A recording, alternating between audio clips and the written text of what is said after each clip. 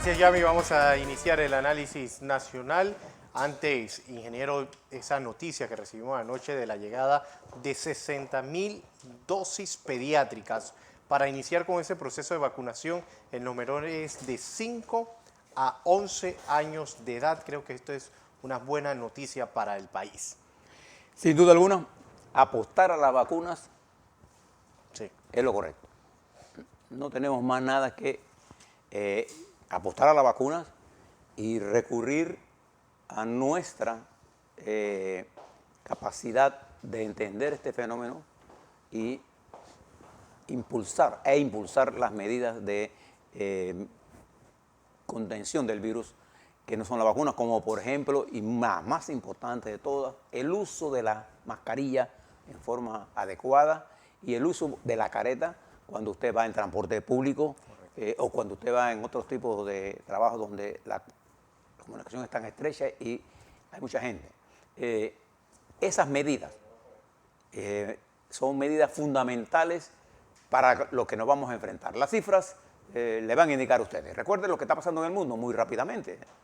El mundo se encuentra atascado nuevamente en una cuarta y quintas olas de gran impacto. Solamente ayer en los Estados Unidos se suspendieron más de 2.000 vuelos porque la tripulación estaba infectada.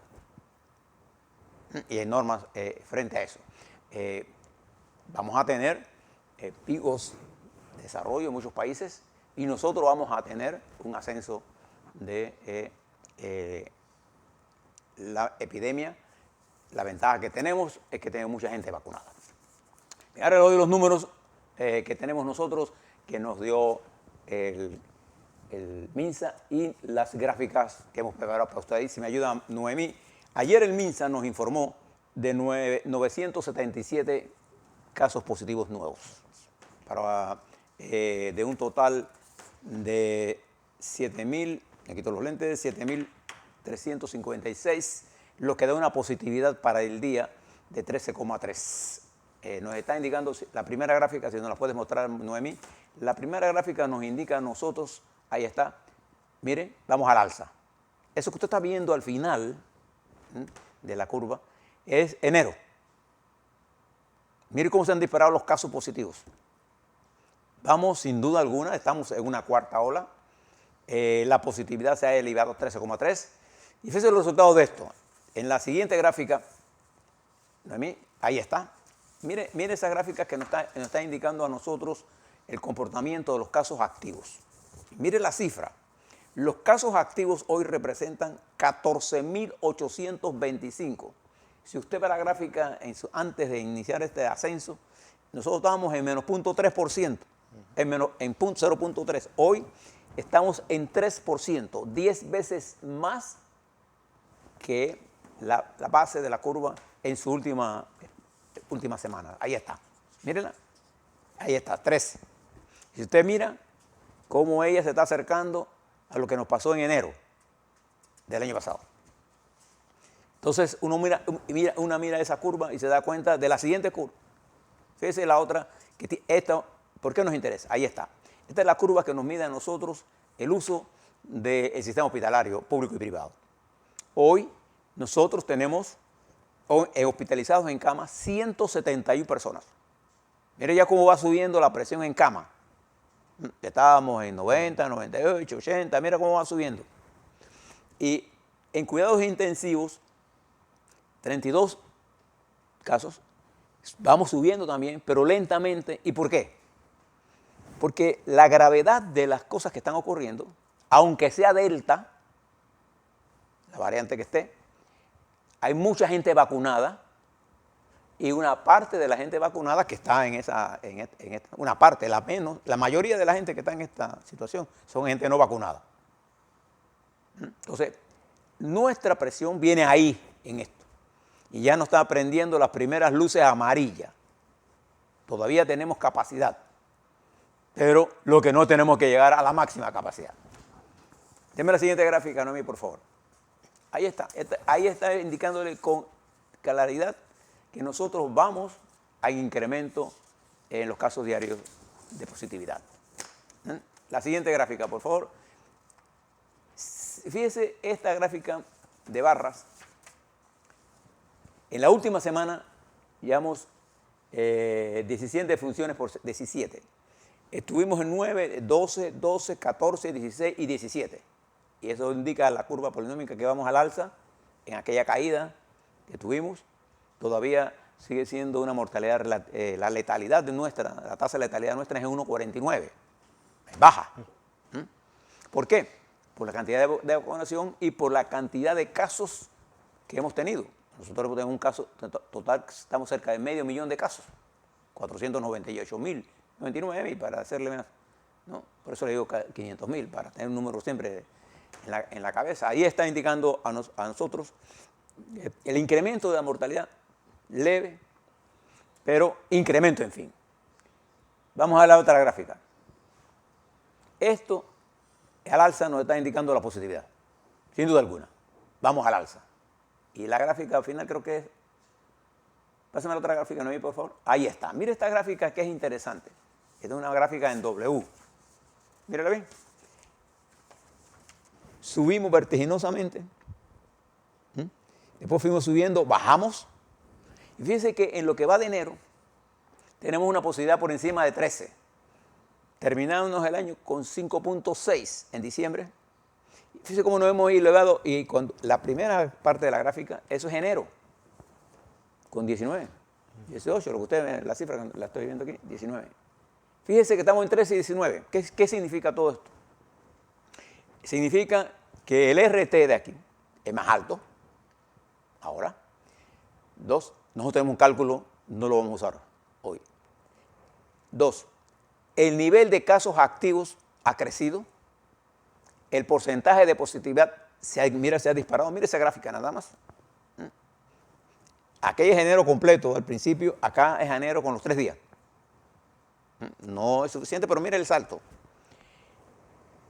Nosotros hemos aumentado la positividad, hemos aumentado los casos activos y la presión en el sistema hospitalario. Nosotros estamos en una etapa, sin duda alguna, de repunte de la cuarta ola.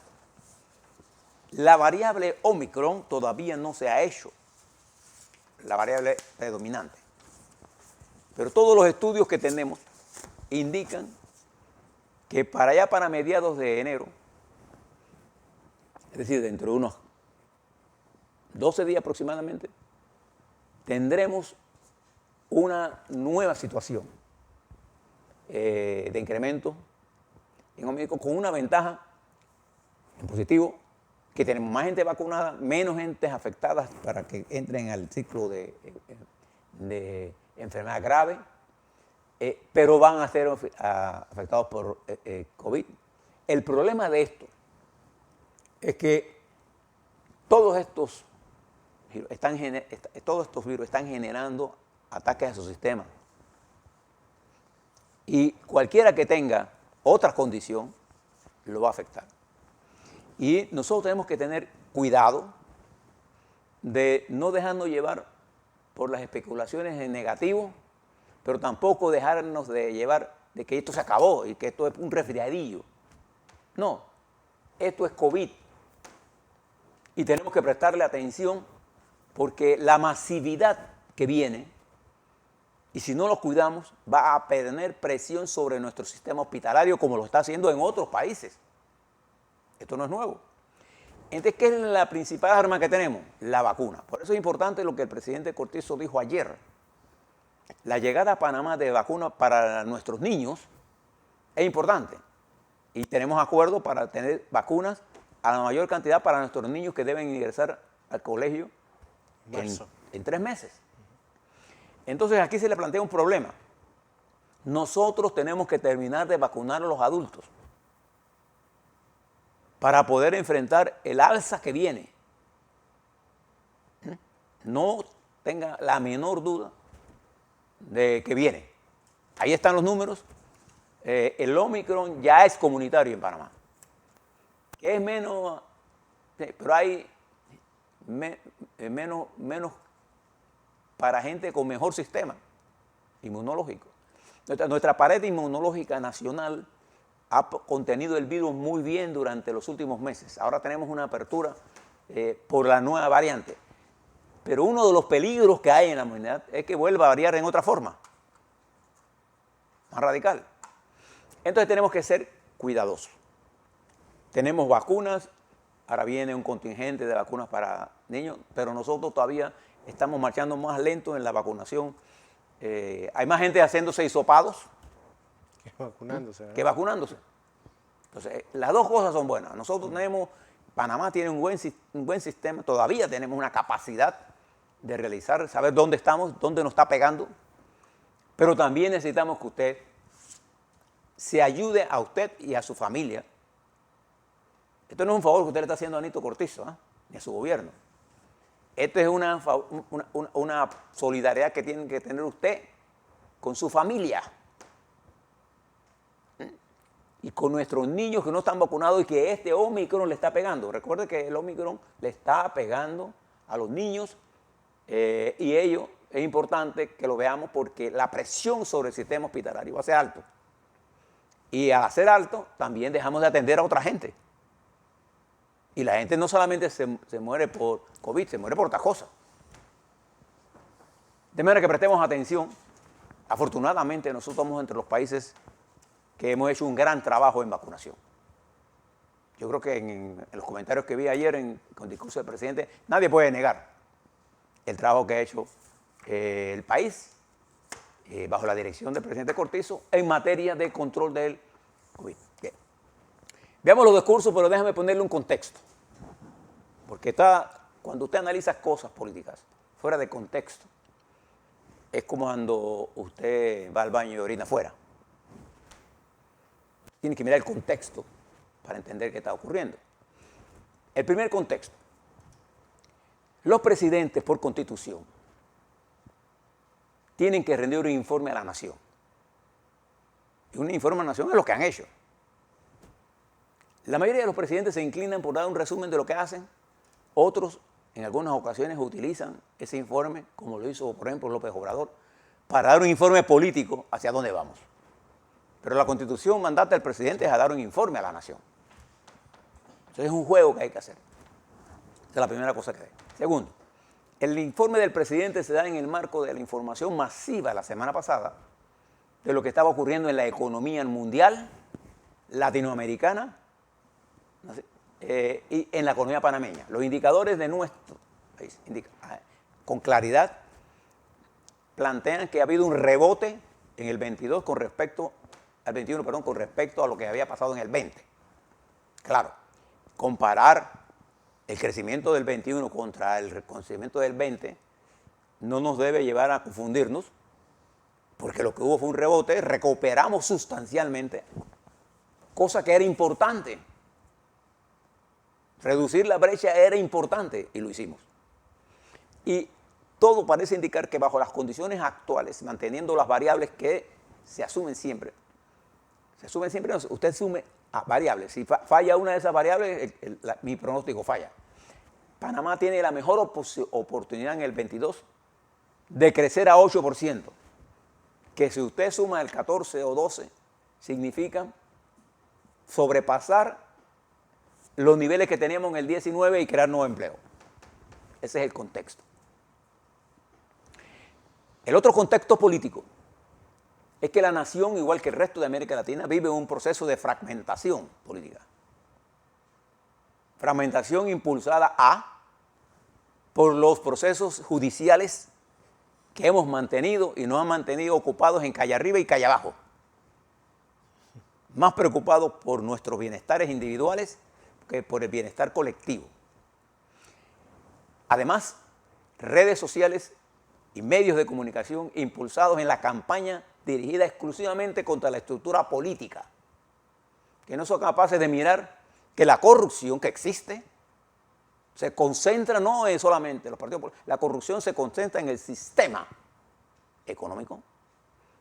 Aquí hay más empresas consiguiendo concesiones y extensiones contributivas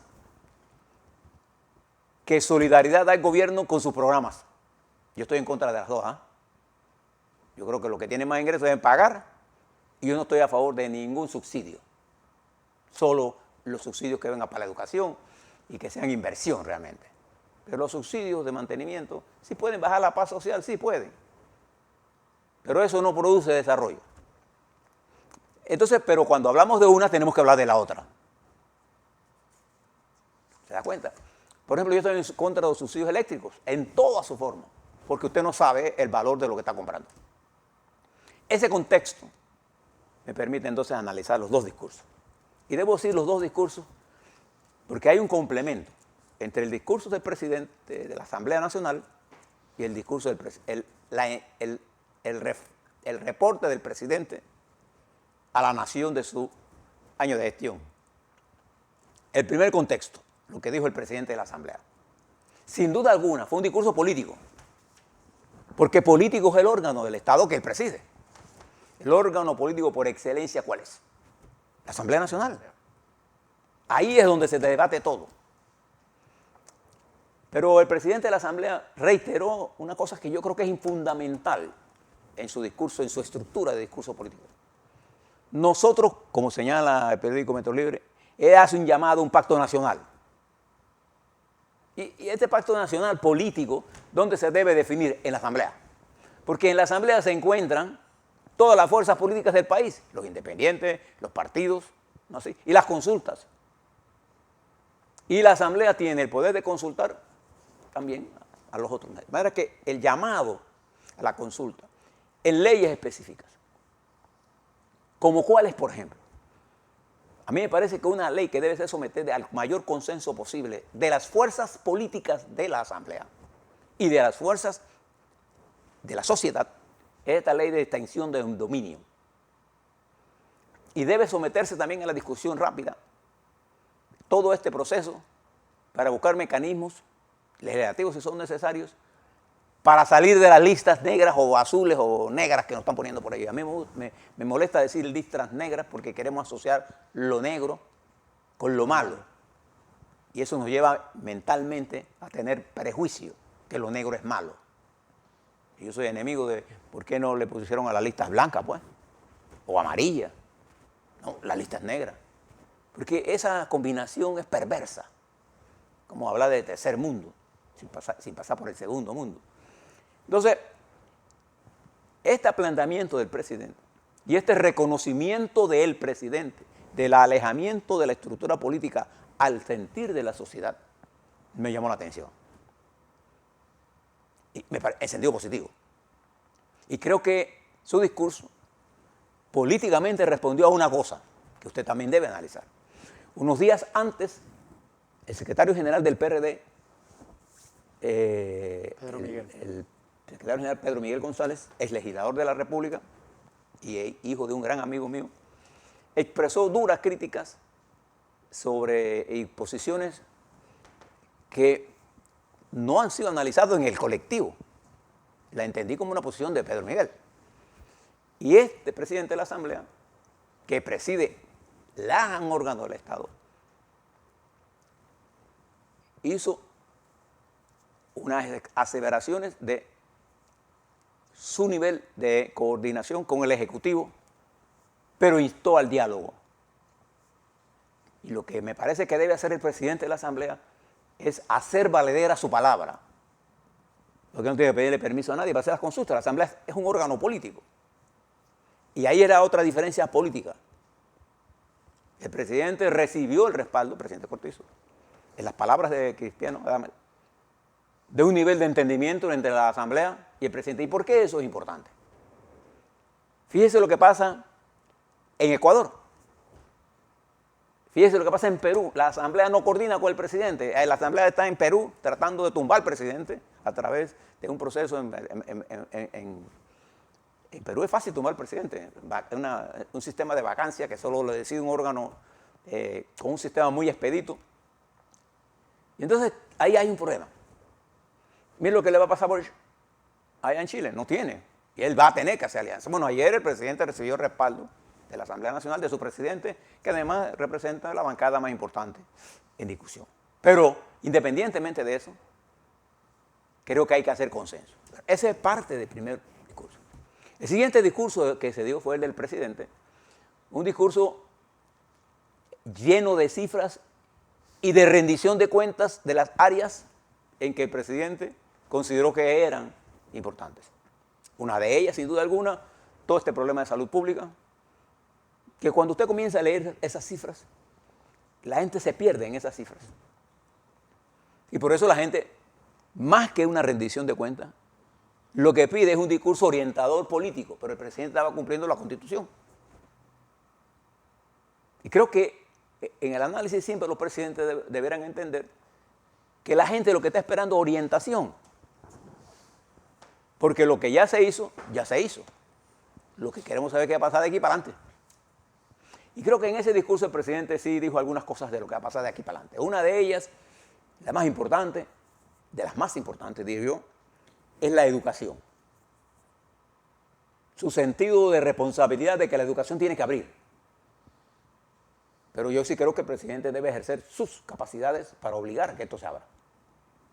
La educación. Y la llegada de vacunas a niños importante para complementar esa decisión.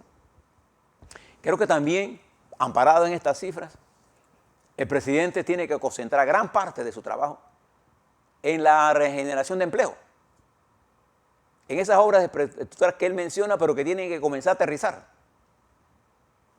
para generar la mayor cantidad de empleo en el menor corto tiempo posible, porque el 22 es un año que tiene varias amenazas sobre él. Una de ellas es la intensidad con que nos ataque el Ómicron. Esa intensidad con que nos ataque puede producir un frenazo a la economía mundial, como efectivamente se lo está produciendo a la aviación nuevamente. Y se lo puede producir al turismo. Entonces nosotros tenemos que impulsar esto y resolver los problemas que están en el pipeline de nosotros. Uno, el problema de cómo hacer menos opaco nuestro sistema bancario y sistema financiero en general. Y dos, cómo garantizar la seguridad jurídica de los factores importantes del desarrollo.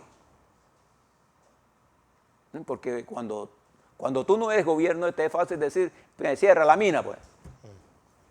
Pero cuando tú eres gobierno, tú tienes que decir qué significa cerrar la mina.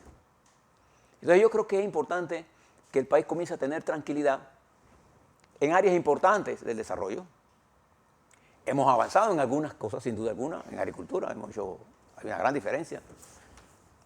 Pero más que mirar lo que ya hemos hecho, hay que mirar lo que no hemos hecho y lo que tenemos que hacer. Entonces aquí se conjuga. Por eso le hice este análisis más integral.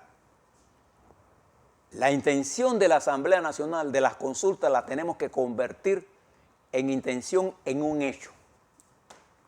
De manera que se sienten los partidos políticos con el presidente de la Asamblea, el órgano deliberativo, y junto con el gobierno, a lograr un acuerdo político para el 22. Y usted verá cómo todos estos que ayer estaban diciendo simplezas, ¿no? Entrarán entonces. ¿Quién se puede oponer a la apertura de la educación? Hay grupos que se van a oponer. ¿Quién se puede oponer a quitarles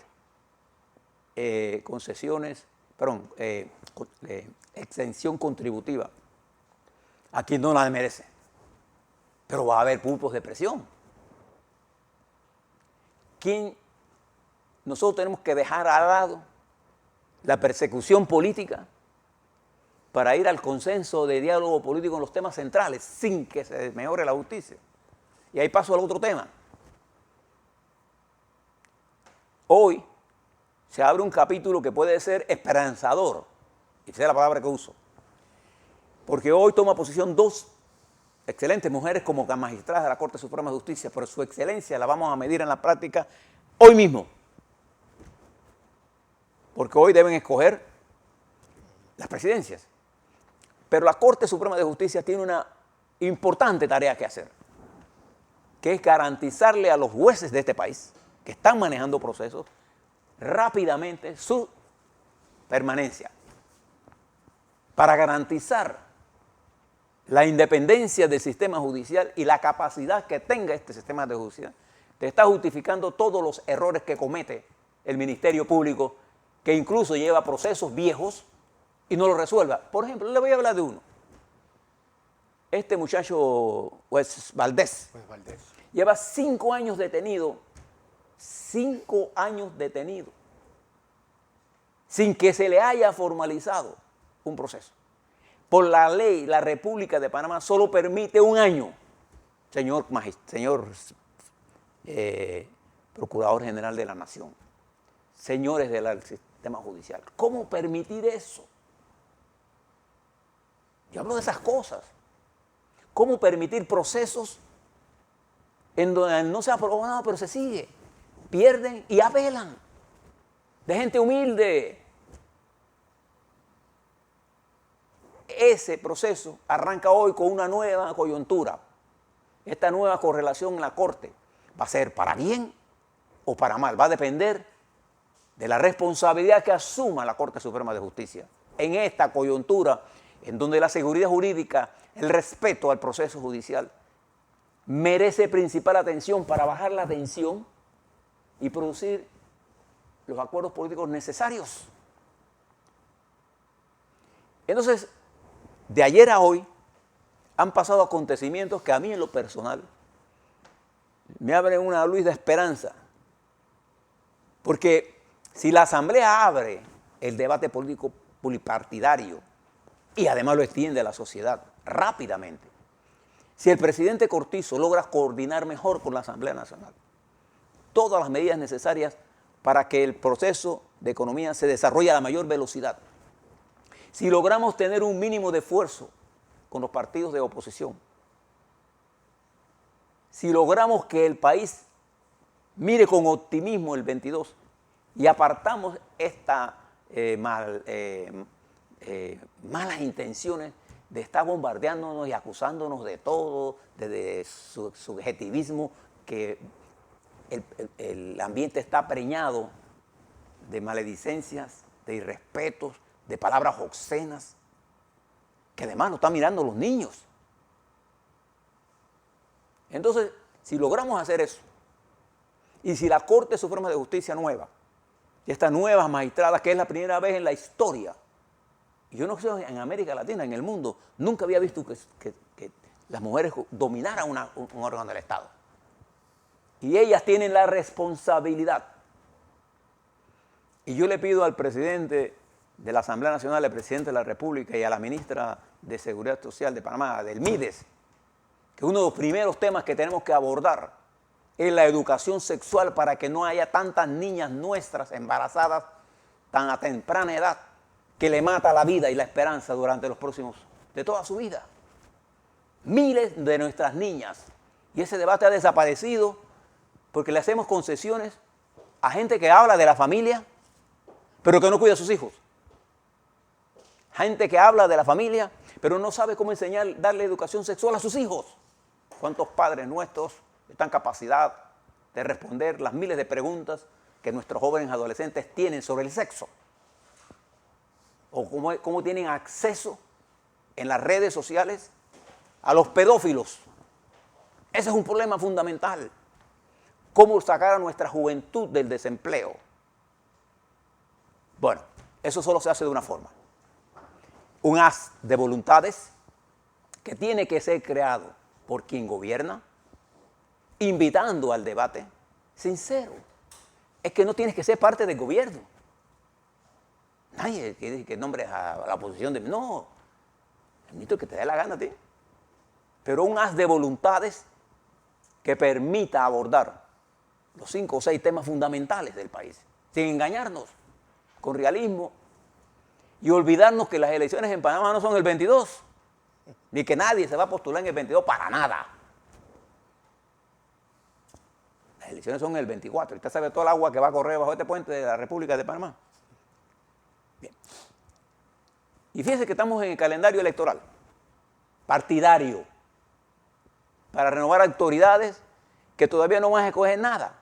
Los panameñistas van a elecciones el 23. Y mire usted la campaña sucia que ha montado un sector y que otros se montan empujándola. Y el PRD entra a ese proceso en estos días. porque hay todo un proceso hacia llamada a las elecciones de sus miembros, de sus delegados a su Congreso, que va a ser en mayo, para escoger una nueva directiva. Pero eso no resuelve el problema electoral del 23, ni ahí va a haber candidato presidencial, ni nada. Ni va a resolver el problema suyo ni mío, de empleo, desempleo, de los problemas de seguridad, no. Lo que va a asegurar el problema de los que estamos confortando es el dejar de pensar en yo para pensar en ti. ¿Le parece?